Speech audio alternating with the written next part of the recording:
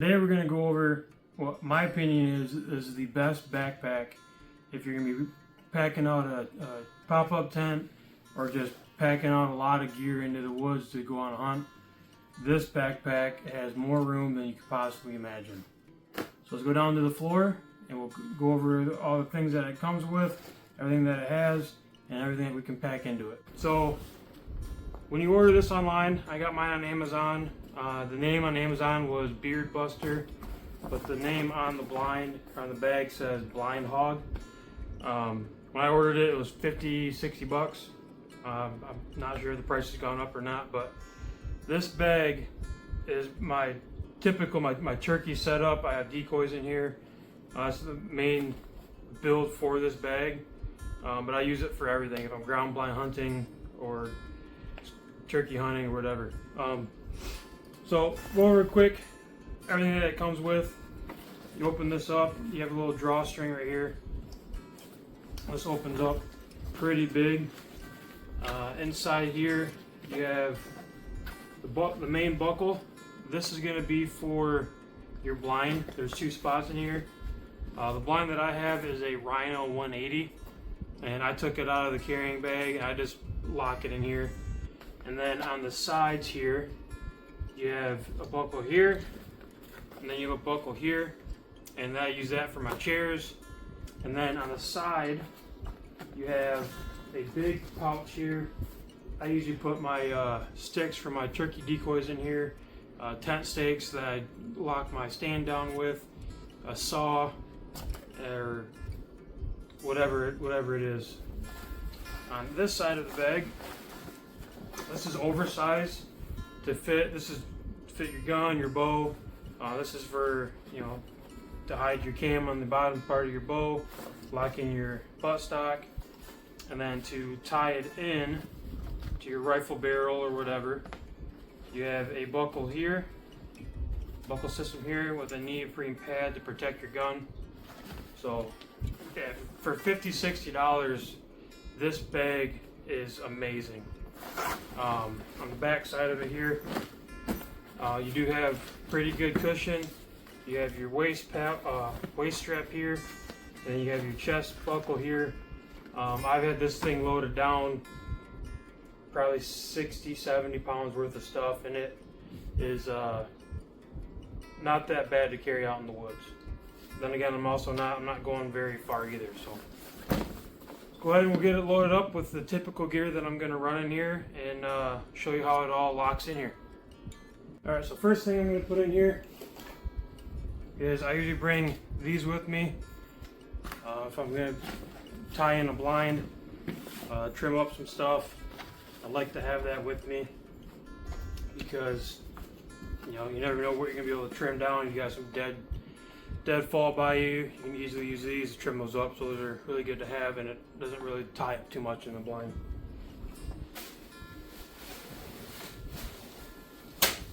Now we're going to go ahead and grab these chairs.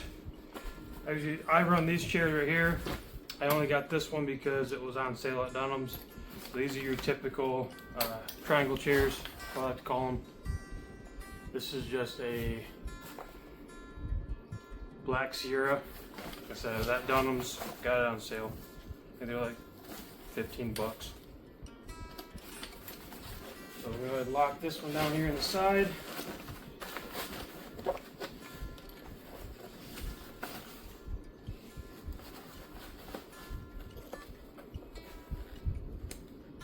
That in. Got your other chair pushed all the way down at the bottom. So get that locked in and get that tied in. Now we have a Rhino 180. I put the main hubs inside first. You just got to get your straps out. Get that up there.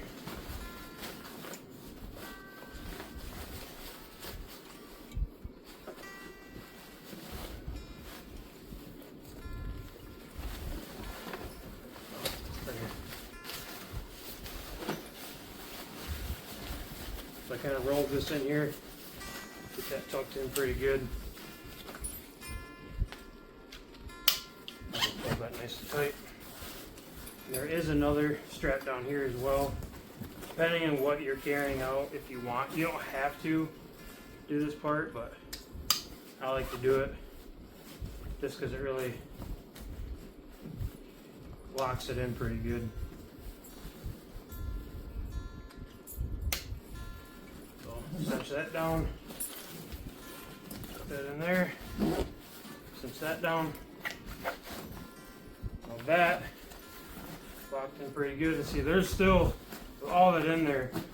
You have all this room. You could fit 2 decoys. I typically have 2 hen decoys in here, or a hen and a jake. Put a jacket in here, food, whatever you want to do. So then you come on the outside of here, you got more straps. I'll lock that in.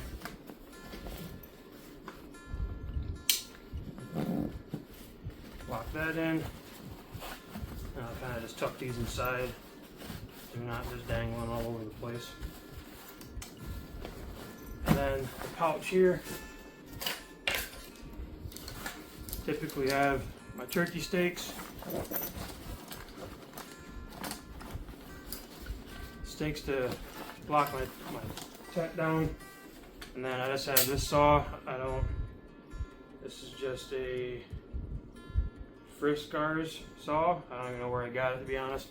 But just to be able to cut something down, cut something up, you know, some dead trees, kind of brushing the blind if you had to.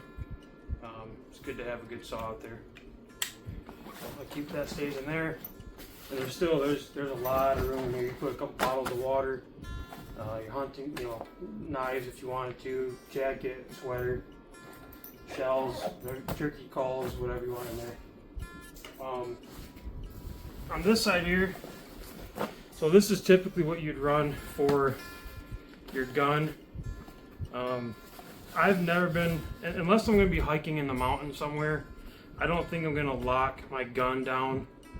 The furthest I really walk out is maybe 800 yards. So I'm going to carry my gun or my bow with me. So if I'm bringing the kids out, I'm bringing a crossbow, or I'm bringing a shotgun with me that they're going to need the rest. So I lock my bog death grip on here. This is just the standard death grip, and then I have a Barker Outdoors fluid head on here on a Arca rail, and this thing is a game changer. You have all adjustability. You can lock it down. This thing is amazing. And with this being oversized the way it is, that just goes in there just like that, collapse it all down, and this locks in here just like so. Strap that down. Now that is ready to go. And you can pull this down tight if you have your jacket in there, you have decoys. Like I said, there's still a lot of room in there. Just to give you, we'll do this. Just to give you a quick visual, you got a standard throw pillow for a couch.